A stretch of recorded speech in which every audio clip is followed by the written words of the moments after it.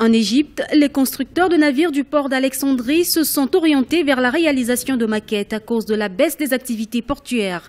Les constructeurs de navires précisent qu'il est devenu difficile d'obtenir des licences. Or, pour mener une activité avec un navire, il est impératif de remplir certaines formalités, notamment l'obtention de la licence. Une procédure qui peut parfois s'étendre sur plusieurs mois.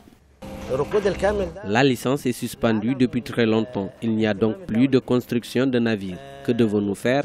Nous faisons des maquettes de bateaux pour nous en sortir. Celui-là, par exemple, se vendait pour 20 livres égyptiennes, soit 2,56 $ américains. C'est un exemple du travail que nous aimons et que nous avons toujours fait.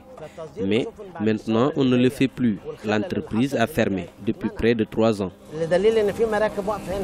Les exportations vers les pays voisins comme la Libye et la Tunisie ont été suspendues en raison de l'instabilité politique qui règne dans la région depuis presque 3 ans.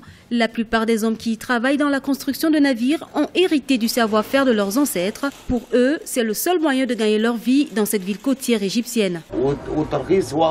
Cette récession complète est due à la négligence de l'État. Avant la Révolution, le métier était en plein essor. Mais après la Révolution, la région a été abandonnée, en particulier parce que nous importions des navires de la Libye et la Tunisie. Après la Révolution libyenne et à cause de l'instabilité, l'importation de navires s'est arrêtée.